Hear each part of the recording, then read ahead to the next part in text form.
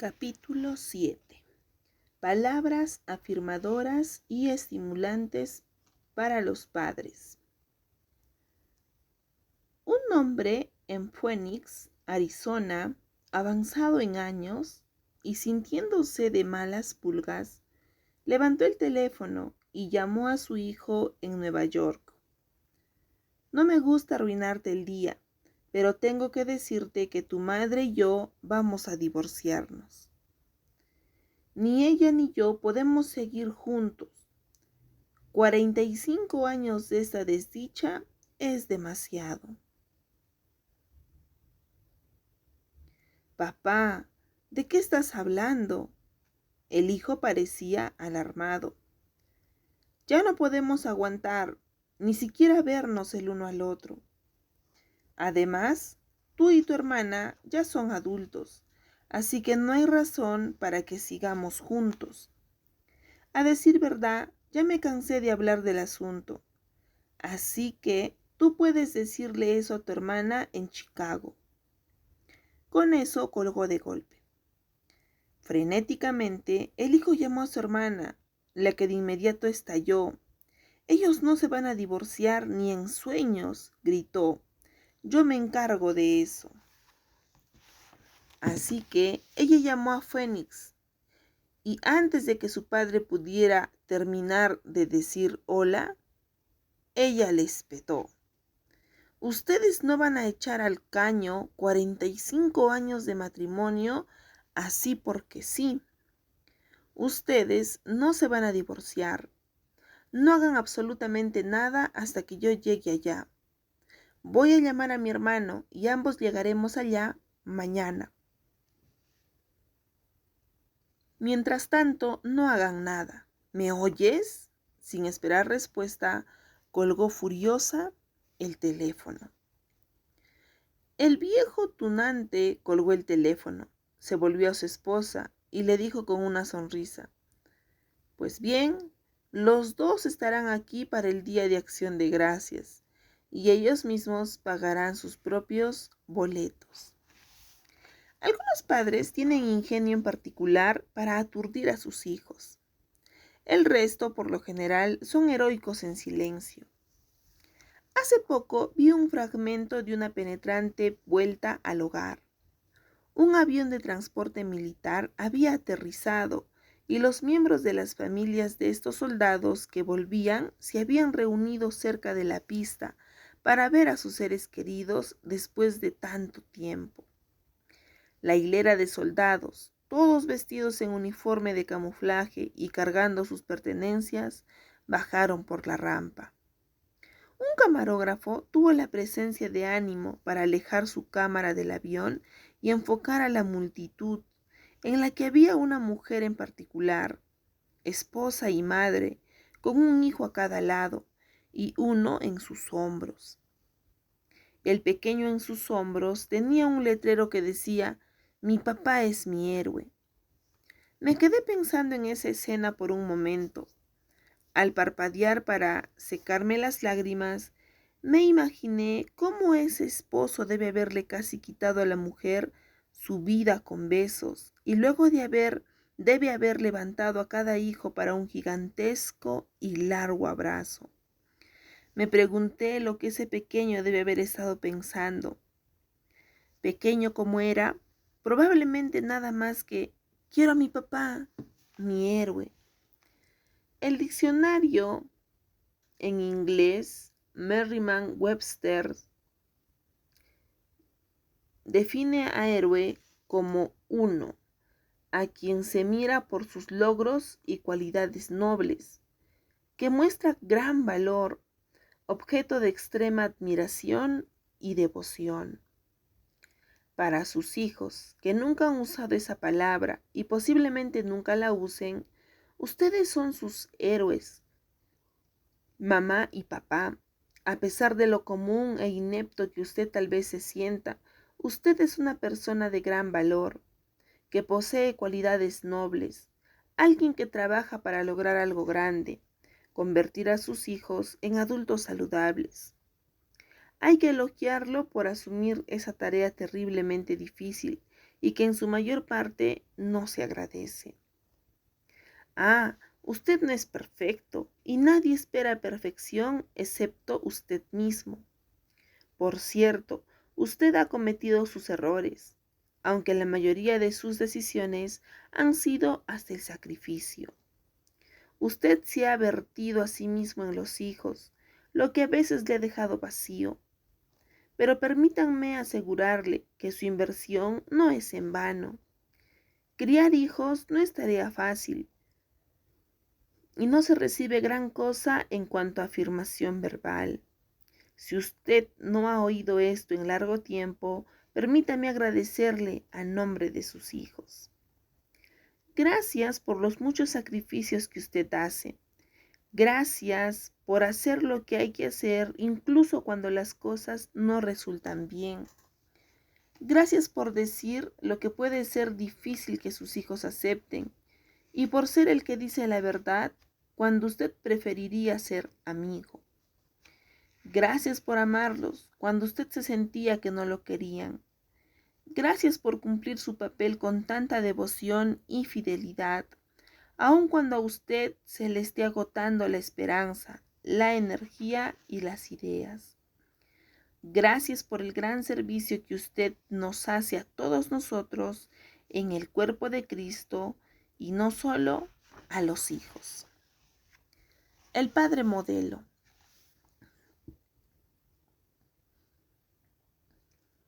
En los 2 capítulos previos examinamos la vida de la familia de un gran hombre que, a pesar de sus muchas cualidades impresionantes, abandonó su papel como padre. Es más, yo hallo escasa evidencia en las Escrituras que sugieran que David alguna vez aceptó la responsabilidad de criar a alguno de sus hijos. Amnón y Absalom fueron hijos difíciles, con certeza, pero la pasividad de su padre, mezclada con su ausencia, hizo poco para domeñar la inclinación de ellos al mal, dejándoles sin fronteras, escasa dirección y pocas razones para actuar mejor que sus peores impulsos. Ahora, quiero que estudiemos el ejemplo de otro padre, uno cuyos hijos también fueron difíciles. Él modela un tipo de crianza santa de los hijos que se queda corta de la manipulación y control, lo que nunca produce buenos resultados en los hijos. Y sin embargo, se las arregla para ofrecer dirección fuerte y cariñosa. Rehusó ceder a la indulgencia o ignorar la conducta mala de sus hijos, y sin embargo, asumió la responsabilidad apropiada como padre de ellos al procurar el mejor y mayor bien de ellos. Este padre es el personaje central de uno de los relatos más familiares y más queridos de la Biblia. Hablando estrictamente, es ficticio, un personaje imaginario en una parábola de Jesús. Sin embargo, también es el padre más real de todos. Al relatar la historia, que a menudo se llama el Hijo Pródigo, en Lucas 15, del 11 al 32, Jesús reveló las destrezas de criar hijos de su propio Padre Celestial. Por su ejemplo, aprendemos cómo un Padre Santo guía al Hijo, por terco, rebelde, iracundo o egoísta que ese hijo o hija sea o pueda ser. Los principales personajes son un padre y 2 hijos rebeldes. El más joven se desenfrenó y todos lo supieron. El mayor ardía en la ira santurrona, mientras todos lo veían como un joven leal y obediente. Lo examinaremos el próximo capítulo. A pesar del pobre carácter y decisiones necias de sus hijos, debo destacar que el padre no les hizo ningún mal. Ambos hijos fueron culpables de rebelión, cada uno a su manera, y de alguna manera se las arreglaron para hacer de su padre el chivo expiatorio. Muchos padres se pueden identificar con la soledad de este hombre. Ernest Shackleton, en su libro El viaje de la perseverancia, escribe: la soledad es la pena de liderazgo. Eso es cierto en cuanto a criar hijos. Cuando pienso del padre del pródigo, veo a un hombre solitario en una lucha solitaria. Después de todo lo que había hecho por su hijo lo hace a un lado y opta por un largo alejamiento. Después de todo lo que había esperado, el padre vivió con la posibilidad muy real de que tal vez nunca vuelva a ver a su hijo. Cualidades de un padre ideal. Mirando a este relato como hijo, padre y abuelo, 3 observaciones amplias vienen a la mente. Primero, noto que el padre estableció un medio ambiente cómodo, que cultiva y lleno de gracia. Esta es una de las más importantes contribuciones que un padre o madre pueden hacer en la vida de su hijo. Las palabras y acciones son importantes, pero la atmósfera que producimos ejerce un enorme impacto en el sentido de seguridad y bienestar del hijo o hija. La descripción de Jesús nos dice que este padre no es una figura sobrehumana. Es nada más que un hombre del pueblo que ama a sus hijos, ama a la madre de ellos y cuida bien su hogar y a todos los que pertenecen a esa familia. Segundo, Jesús describió a un hombre con el que se podía hablar y estaba lleno de gracia. El hijo, evidentemente, se sintió en libertad de decir lo que pensaba, sin temor de reproche o rechazo. El padre ni siquiera lucha contra con la escueta demanda de su hijo. Padre, dame la parte de la herencia que me toca. Lucas 15:12. Veo en el muchacho insolencia, un espíritu de derechos, una falta de respeto egocéntrica por el hecho de que era prerrogativa del padre repartir su riqueza y del hijo exigirla. Con todo, él estiró la mano y dijo en efecto: quiero lo que me pertenece y lo quiero ya. De acuerdo a la ley judía, que se anota en Deuteronomio 21, el padre debía repartir la riqueza de la familia en partes iguales entre sus hijos, y el hijo mayor recibiría la doble cantidad de los demás como derecho de primogénito. En ese caso, el hijo mayor debía recibir 2/3 de los bienes del padre y el menor recibía una tercera parte. Normalmente, por supuesto, esto se hacía después de la muerte del padre, a menos que él escogiera legar su fortuna antes. La petición del hijo fue grotesca. Sin embargo, el padre en efecto recibió un beneficio, uno que tal vez sería sabio considerar. Él escogió transferir su riqueza a su hijo antes de morir, lo que quería decir que él estaría presente para ver cómo la disfrutaban y podía regocijarse junto con ellos. Tercero, el padre conoce a su hijo. Siendo mayor y más sabio, sabe que los tiempos difíciles son inevitables. Él sabe que el muchacho tiene edad suficiente para irse de casa, pero también sabe que ese hijo no tiene madurez suficiente como para enfrentarse a las tentaciones y demandas de vivir por cuenta propia. Enfrentaba el reto de que su hijo venga con su mano egocéntrica extendida, sabiendo muy adentro que todo un día resultaría como tiro por la culata. Con todo, este padre no ofreció resistencia, porque sabía que su hijo no estaba en un marco mental como para escuchar. Tratar de impartir sabiduría había sido inútil. Los buenos padres conocen a sus hijos. Las familias a menudo llegan a este momento difícil de verdad. Por toda una variedad de razones, un hijo o hija decide que es tiempo de irse o alejarse. Por difícil como se siente, por lo general es mejor dejarles que se vayan, atender a la petición con un esfuerzo de buena fe por ayudarlos a mudarse. No estoy sugiriendo que un padre debe pensar que esto es nada más que fanfarronería del hijo o hija. Muy a menudo no lo es. Lo que estoy sugiriendo es que resistir al deseo de un hijo de irse de casa solo oscurecerá un problema con otro. En tanto y en cuanto él o ella se sientan encadenados, nadie, y mucho menos el hijo, podrá reconocer y enfrentar los asuntos reales. Este padre sabía que aflojar el apretón era su única esperanza de un día redimir a su hijo. Estoy seguro de que también entendía que los días por delante serían mucho más negros antes de que su hijo viera la luz, y se daba cuenta de que tal día tal vez nunca vendría. Actitudes de un padre ideal.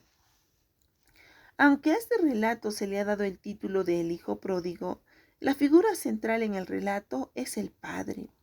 Nos identificamos con el hijo que se descarría y luego vuelve, pero Jesús relató esto para enseñarnos sobre el padre. Lucas 15 empieza con el relato de una oveja perdida, en la cual descubrimos que el padre se regocija por la restauración de una oveja. Su próximo relato recalca el mismo punto usando una moneda que se recupera.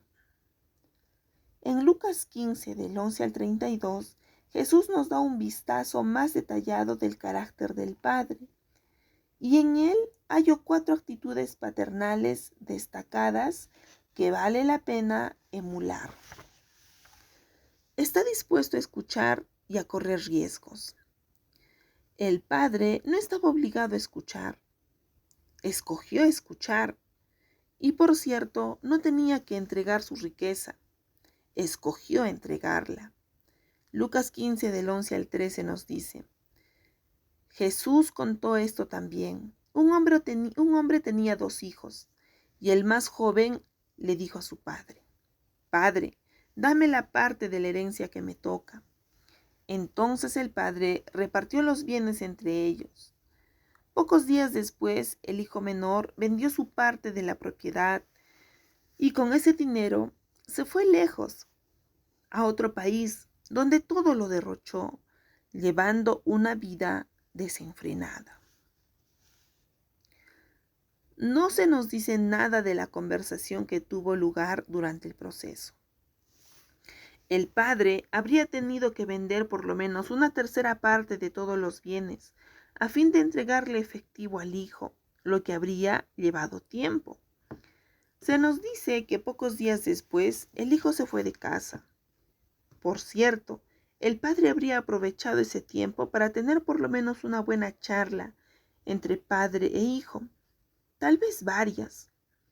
Me imagino que le habría dicho algo como esto: Hijo, ahora tienes más dinero del que jamás tendrás en tu vida. Por primera vez, no solo vas a estar viviendo lejos de casa, lo que nunca ha pasado antes, sino que estarás viviendo sin que nadie te pida cuentas, ni te ponga límites, y sin la influencia de tu familia.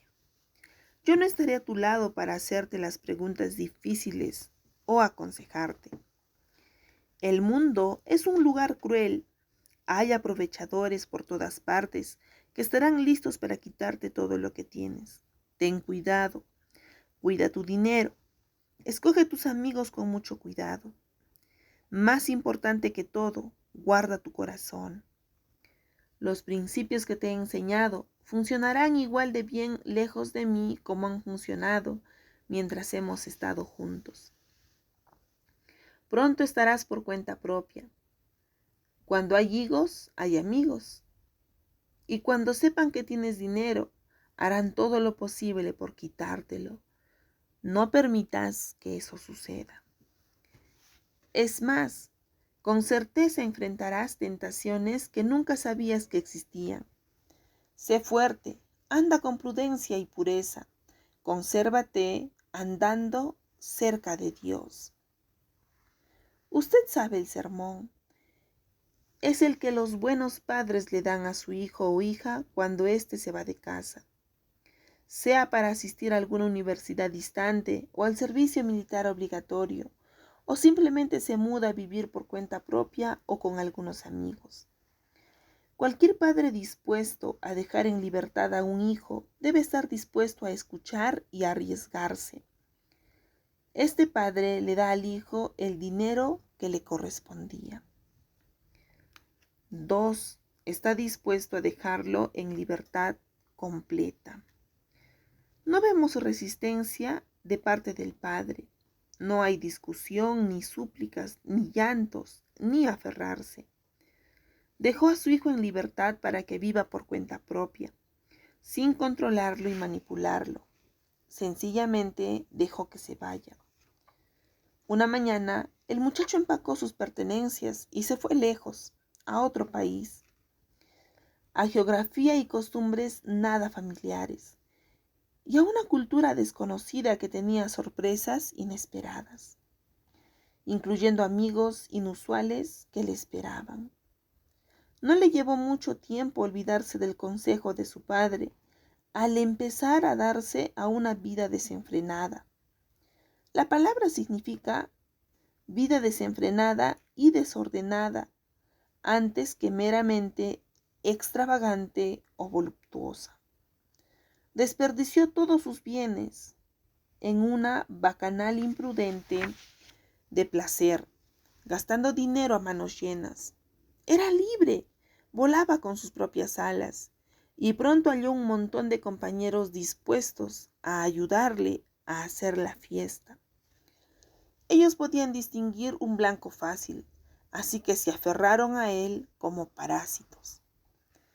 Pero cuando ya se lo había gastado todo, hubo una gran escasez de comida en aquel país y él comenzó a pasar hambre. Lucas 15:14. No tenemos ni idea de cuánto le duró el dinero al gastarlo sin ningún control, pero a la larga empezó a acabársele. Se redujo del departamento de lujo en el último piso del rascacielos a un cuchitril en el segundo piso en un tugurio de la ciudad. Finalmente, tocó el fondo cuando una hambruna cayó sobre la tierra. Esto habría sido como quedarse en bancarrota poco antes de la quiebra de la Bolsa de Valores de 1929. Cualquiera que ha estado completamente sin recursos y en verdad con hambre puede identificarse con la suerte de este joven. La desesperación, mezclada con la depresión y el pánico, resultaron en que llegó al punto más bajo de su vida. Fue a pedir trabajo a un hombre del lugar que lo mandó a sus campos a cuidar cerdos, y tenía ganas de llenarse con las algarrobas que comían los cerdos, pero nadie se las daba. Lucas 15 del 15 al 16. El que se halla en ese predicamento consideraría hacer cualquier cosa para sobrevivir, incluso comer cosas que jamás habría imaginado comer. El único trabajo que el joven pudo hallar fue cuidar cerdos, ocupación degradante en extremo para un judío. E incluso allí no pagaba lo suficiente para llenarle el estómago. Cuando uno tiene tanta hambre como para comerse el agua sucia de los puercos, en realidad uno está muriéndose de hambre. A veces, el observar las escrituras es importante notar lo que el autor escoge no decir. Debemos tener cuidado en cuanto a las conclusiones que derivamos de esta deliberada omisión, pero la mayoría de padres se preguntarían, ¿dónde está el padre? El padre del muchacho estaba donde siempre había estado. No estaba buscando a su hijo. No le escribió cartas para animarlo. Rehusó suplicarle al muchacho que vuelva, ni le ofreció cambiar el hogar si él volvía, ni tampoco le prometió ser un mejor padre. No vemos evidencia de culpa o angustia de parte del padre, sintiéndose como un fracaso o echándose la culpa por la condición de su hijo. Es muy natural que un padre o madre sienta o piense eso. ¿Qué hice mal? ¿Qué debía haber dicho que no dije? ¿Qué dije que no debía haber dicho? ¿Cómo fue que causé esto? Pero este padre no hizo nada de eso. En su reacción al retorno del hijo hallamos un indicio importante. Cuando todavía estaba lejos, su padre lo vio y sintió compasión de él. Corrió a su encuentro y lo recibió con abrazos y besos. Lucas 15:20.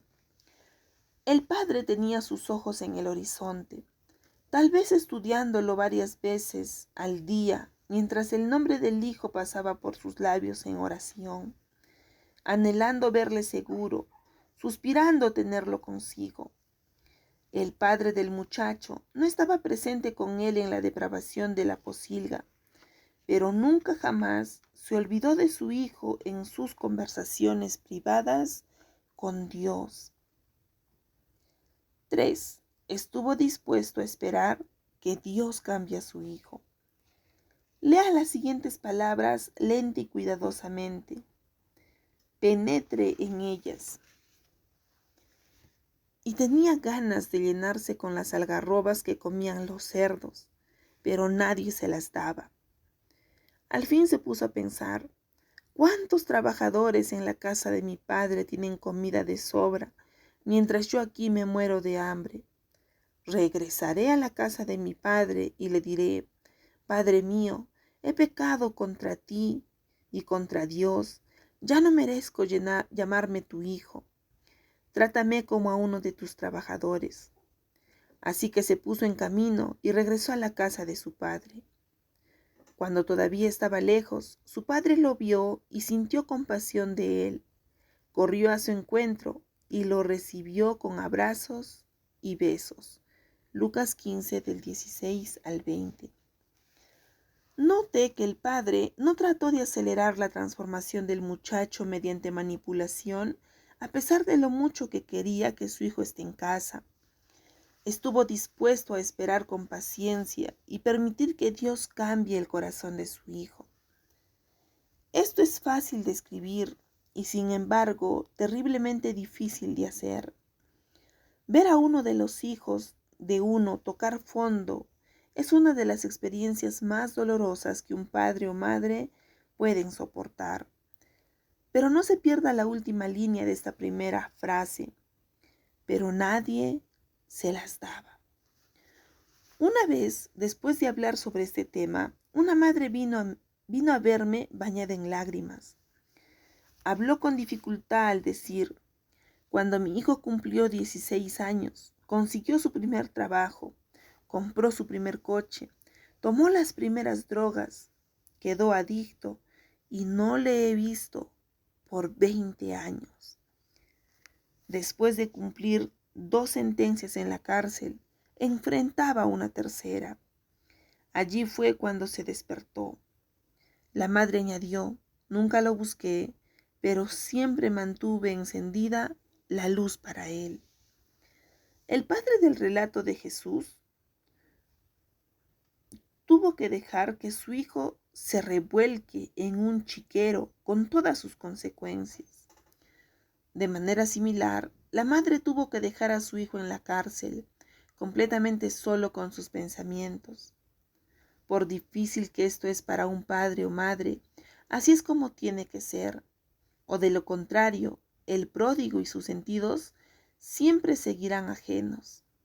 Es más, el padre o madre nunca se dan por vencidos, siempre dejan encendida la luz y mantienen la puerta de su corazón sin llave, con la esperanza de que ese sufrimiento logrará su objetivo. Hace años leí algo que nunca he olvidado. El dolor levanta la bandera de la realidad en la fortaleza del corazón rebelde. El muchacho estaba sufriendo, Vivía en el mismo chiquero con cerdos. Su estómago gruñía por el hambre. Su trabajo era una mofa de todo lo que una vez consideraba sagrado. Su cuerpo era un testamento mugroso, sucio, hediondo de su caída de la pureza ritual como judío. No podía llegar más bajo.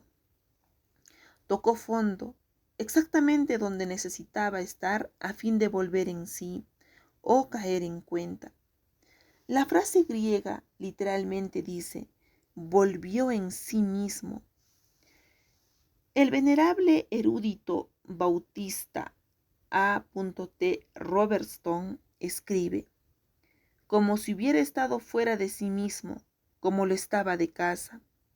A decir verdad, había estado lejos, fuera de su cabeza, y ahora empezaba a ver las cosas tal como era en realidad. Así que, por último, el corazón del hijo pródigo se humilló y estaba genuinamente contrito. Es útil recordar que un corazón contrito no hace demandas, no tiene expectaciones, ni echa la culpa a nadie. Esta actitud aparece en el discurso que practica para decirle a su padre, Padre mío, he pecado contra Dios y contra ti, ya no merezco llamarme tu hijo. Trátame como a uno de tus trabajadores. Lucas 15 del 18 al 19. El quebrantado joven practicó y afinó su discurso todo el camino de regreso a casa. Memorizó las palabras, habiéndolas repasado vez tras vez. Me encanta lo que dice la línea que sigue. Y levantándose, vino a su padre. Lucas 15:20. No se levantó y volvió a su casa, o a su dormitorio, o a sus amigos, o a su riqueza, o a su posición social. Nada de eso le atrajo a casa. Él regresó a su padre. Anhelaba estar con su papá, restaurar esa relación. Recuerde esto, en el relato de Jesús, el Padre es una imagen verbal de Dios Padre. Nuestro Dios pacientemente espera que recuperemos nuestros cabales, que volvamos a aquel en quien hallamos todo lo que anhelamos y necesitamos. Desdichadamente, obstinadamente, rehusamos hacerlo mientras no hemos agotado todas las demás alternativas y por último llegamos a darnos cuenta de que nuestro esfuerzo por proveer para nosotros mismos es inútil. Me encanta la manera en que un poeta lo dice penetrantemente. ¿A quién tenemos, Señor, sino a ti, para que sacie el alma sedienta? Inagotable fuente. El agua es gratis. Todos los demás manantiales están secos. 4. Estuvo dispuesto a aceptar, perdonar y restaurar. Así que emprendió el viaje y se fue a su padre. Todavía estaba lejos cuando su padre lo vio y se compadeció de él. Salió corriendo a su encuentro, lo abrazó y lo besó. Lucas 15:20. El joven se limpió las palmas y dio a sus líneas un repaso final conforme su casa parecía a la distancia. Su corazón debe haberse saltado de un latido. Cuando su padre le vio venir, todavía estaba lejos. ¿No es eso grandioso? El papá estaba sentado en el porche del frente, escudriñando cualquier silueta que apareciera en la distancia. Estaba sentado allí, vigilando por el paso distintivo de su hijo. Estuvo dispuesto a esperar, pero anhelante. Su alegría no tuvo límites el día en que reconoció a su muchacho. Sin ningún momento de vacilación, se lanzó cruzando los campos para abrazar con amor a su hijo. ¡Qué contraste al recibimiento que recibió Absalón! Después de un alejamiento de 5 años, todo lo que David consintió en darle a su hijo fue un beso frío y a regañadientes. Nada que no le habría dado a cualquier dignatario visitante. En contraste, mire la bienvenida que recibió el pródigo. Los verbos revelan los sentimientos de su padre. Su padre lo vio y se compadeció de él. Salió corriendo a su encuentro, lo abrazó y lo besó. El muchacho hedía como majada podrida de puerco, pero su padre no lo notó. Le abrazó y le besó más de una vez. La forma del verbo griego besar tiene un prefijo que indica que el padre le besó con fervor, lo que con toda probabilidad quiere decir que lo besó vez tras vez tras vez. Tome nota especial de la ausencia de condenación o condescendencia. No le dijo, pues bien, ya era hora, o espero que hayas aprendido la lección, o deberías sentir vergüenza. Nada de eso. Solo vemos a un padre agradecido de tener a su hijo entre sus brazos de nuevo. No se preocupaba por tener razón o ser vindicado a aplacar su orgullo. Estuvo dispuesto a aceptar a su hijo, perdonar su necedad y restaurar su rebelión y restaurar su relación. Es más, cuando el muchacho trató de pedir disculpas, el padre ni siquiera le dejó de terminar su bien repasado discurso. El hijo le dijo, Padre mío, he pecado contra Dios y contra ti. Ya no merezco llamarme tu hijo. Lucas 15:21. El hijo tenía más para decir. ¿Recuerdan el resto? Estaba listo para añadir, trátame como a uno de tus trabajadores. Pero antes de que él pudiera terminar, su padre exclamó por sobre sus hombros, saquen pronto la mejor ropa y vístanlo.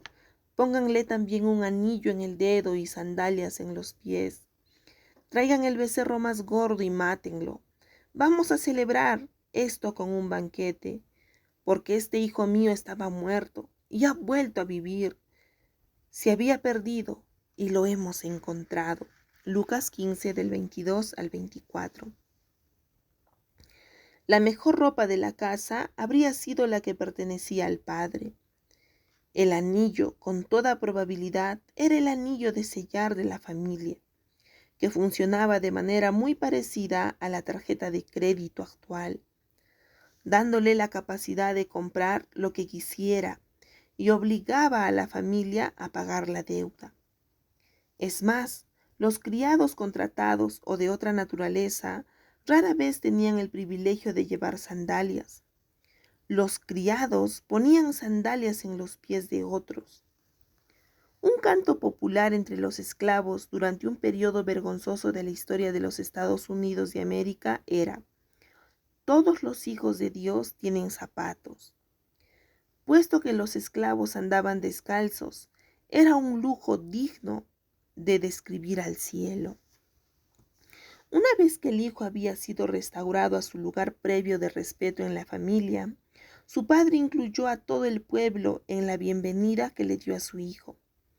El becerro más gordo era un ejemplar selecto del hato, especialmente preparado en el lapso de varios días antes de matarlo, para que sea particularmente suculento y tierno. Un becerro entero habría sido suficiente para dar de comer a toda una población pequeña. El padre declaró: maten al becerro, enciendan carbón e inviten a todo el pueblo. Vamos a tener una parrillada. ¿Por qué? Porque este hijo mío estaba muerto y ha vuelto a vivir. Se había perdido y lo hemos encontrado. Lucas 15:24. Se alegraron, bailaron y cantaron. Un viejo himno capta el corazón de la gracia del Padre con estas palabras: ¿quién es un Dios perdonador como tú? ¿O quién tiene gracia tan rica y gratuita? Si alguna cualidad de Dios le separa de los dioses de las sectas y religiones falsas es la gracia. Ninguna otra religión presenta a un Dios que libre y completamente perdona a sus seguidores. Los que buscan apaciguar a los ídolos siempre tienen que trabajar y seguir trabajando, demostrar y seguir demostrando, ganarse y seguir ganándose para recibir el amor de su Dios, el cual incluso entonces puede decidir que no basta. No, nuestro Padre Celestial. El muchacho todavía estaba recubierto con la pestilencia y mugre del chiquero, todavía chorreando sudor por su larga caminata a casa, cuando su padre le puso un vestido limpio, el vestido que normalmente se hubiera reservado para sí mismo. El padre aceptó a su hijo tal como estaba, le perdonó libremente y le restauró por completo. Entonces danzó. Esta escena me hace sonreír y aplaudir. La música y danza ahogó toda la culpa y vergüenza del pródigo. 3 preguntas para padres fieles. Quiero presentarle 3 preguntas. Espero que usted reduzca el paso lo suficiente para considerar cada una de ellas. No se limite a meramente leer esta última sección para pasar apurado al próximo capítulo. Si lo hace, habrá invertido el tiempo, pero se habrá perdido los beneficios. ¿Tiene usted un padre o madre al que necesita agradecer? Empecé ofreciendo unas pocas palabras de afirmación y estímulo para padres, pero ellas no significan gran cosa procediendo de mí como significarían si procedieran de usted. Si usted no ha sido una mamá o papá por mucho tiempo, tal vez no haya tenido tiempo suficiente para tener ese sentido, algunas veces abrumador de ineptitud y culpa que acompaña a la crianza de los hijos. La duda puede ser debilitadora cuando los padres piensan en todas las cosas que deberían haber hecho y no hicieron, todas las equivocaciones que cometieron, la sabiduría que adquirieron demasiado tarde, los lamentos, demasiados para numerar. Los padres tienden a olvidarse de los éxitos. Pasamos por alto la seguridad que proveímos, las trastadas que limpiamos, los sacrificios que hicimos, las ocasiones en que usted y yo hallamos tan especiales que nuestros padres jamás consideraron. Sus padres necesitan oír de usted. No espere hasta una fiesta para expresar su gratitud. Agradézcales ahora mismo, con una nota escrita a mano, y resuelva hacerlo a menudo. Gracias por los cientos de cosas que hiciste y de las que nunca supe, los muchos sacrificios que hiciste tan calladamente, tan desprendidamente. Gracias por proveer comidas tan nutritivas y proveer techo. Nunca supe cuánto era el pago mensual de nuestra casa y nunca vi el recibo de abarrotes y víveres. Te agradezco por quererme a pesar de mi ignorancia, mis arranques de ira, mi falta de respeto, las muchas veces que te causé dolor. Gracias. Si usted quiere que su padre o madre tengan un día muy especial, agradézcale. No estoy seguro de lo que se sentiría mejor, la satisfacción o el alivio. ¿Tiene usted un hijo o hija al que necesita dejar en libertad? Esta no es una pregunta para responder a la cual usted espera a que su hijo o hija cumpla 18 años. Esta es una pregunta que usted empieza a encarar el día en que envía a su hijo al jardín de infantes y cada vez que él o ella le preguntan, ¿puedo? Soltar al hijo a veces es algo que se practica mentalmente con mucha anticipación antes de que él o ella se marche a la universidad o al servicio militar o se case o a algún trabajo. Soltar a un hijo es una disciplina emocional que se debe practicar todos los días. Créame, sé lo difícil que es. Al hijo o hija le falta madurez para saber en cuanto al mundo y lo peligroso que puede ser para el ingenuo. Usted ve peligros que su hijo ni siquiera puede empezar a captar. Es más, usted está cansado. Las responsabilidades que usted enfrenta son legiones. Usted tiene suficiente para pensar con las tensiones que tiene, para no mencionar la preocupación añadida de permitir que su hija o hijo hagan algo que incluye un daño potencial y tal vez incluso requiera su participación, lo que exige más energía de la que tiene para dar. Aquí es donde Cynthia y yo hemos hecho algo que puede ayudar. Decidimos, cuando nuestros 4 hijos iban creciendo, que siempre diríamos que sí, a menos que fuera absolutamente esencial decir que no. Si usted hace esto con integridad, se sorprenderá y tal vez se desaliente algo al ver cuán pocas veces un no es la respuesta apropiada. Como ve, no es la respuesta fácil. No requiere pensamiento, ni esfuerzo, ni gasto, ni riesgo, ni ansiedad, ni discusión, ni confianza, ni crecimiento. Nada. Es más, es una manera segura de instilar resentimiento en la relación, lo que probablemente se convertirá en un perpetuo juego de ira y afloja, en un perpetuo juego de tira y afloja, e incluso tal vez rebelión abierta.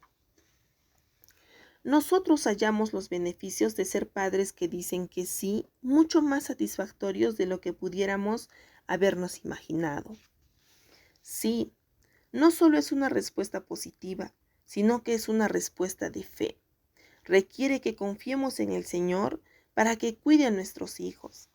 Tenemos que confiar en Él para capacitarlos, para que se levanten a la altura de hacerle frente a la responsabilidad adicional que la libertad demanda. Hay mucha gracia en esa confianza. Nuestros hijos por lo general se sentían tan honrados por nuestra confianza que se esforzaban el doble para evitar defraudarnos. Un sí requiere una inversión personal de tiempo y esfuerzo, y con frecuencia incluye dinero, lo que constantemente nos estiraba en nuestra propia zona de comodidad. Un sí nos obligaba a buscar crecimiento en nuestros hijos, lo que habría sido muy fácil soslayar de otra manera, y casi sin excepción. Los hijos nos sorprendieron con su madurez. También mantuvo abiertas y activas las líneas de comunicación. Por su inversión de fe, usted disfrutará de una relación relativamente libre de rebelión. Sus hijos pronto aprenderán que un no es su deseo, sino que circunstancias más allá de su control, en unas cuantas ocasiones, lo exigen. Es más, aceptarán un no más fácilmente porque es relativamente raro y han aprendido a apreciar la realidad de las limitaciones. Usted pronto descubrirá que la libertad que usted concede a sus hijos a menudo se traduce en mayor libertad para usted mismo. Lo mejor de todo, el día en que usted deje que sus hijos se vayan al mundo para pararse en sus propios pies, será mucho más fácil. Usted lo hará con mayor confianza, porque su hijo o hija estará bien preparado para equilibrar la libertad y la responsabilidad, porque ha tenido mucha práctica. ¿Tiene usted un pródigo que necesita perdón y restauración? Si es así, el futuro de su relación tensa e incómoda en su mayor parte está fuera de su control. Digo en su mayor parte porque hay cosas que usted puede hacer además de orar por el retorno de su hijo o hija.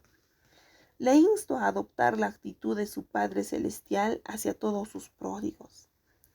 Esté dispuesto a entregar todo el asunto al Señor. lo que lo librará de mucha preocupación y le dará la libertad para soltar a su hijo. Mientras el hijo o hija no se sienta libre de su hostilidad, su culpa, sus expectaciones y cualquier otra actitud controladora, usted prolongará el enajenamiento. Permítame repetir estas palabras con toda fuerza. Suelte a su hijo. Esté dispuesto a esperar que el Señor cambie a su hijo, sin que usted sienta la necesidad de intervenir y apresurar el proceso. Si su hijo está distraído por su voz, que lo reprocha e instruye, estará demasiado distraído como para notar la cirugía de corazón que Dios quiere hacer en él. Hacerlos buenos es la gran meta de Dios para todos nosotros.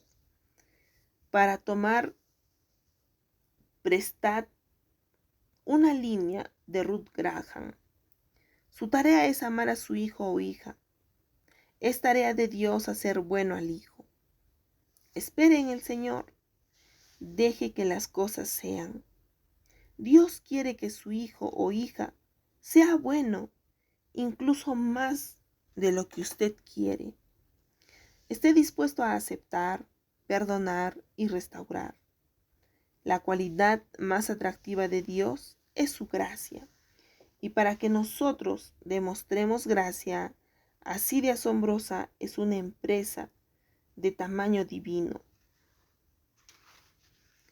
¿Puede usted aceptar a su hija o hijo si vuelve a casa plenamente arrepentido, todavía hediendo con el lodo de la pocilga?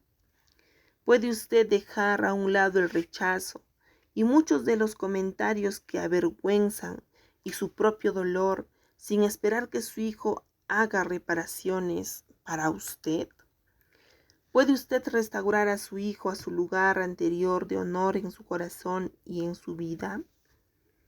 Por supuesto, un sólido y firme cimiento de confianza tendrá que ser restaurado con el tiempo.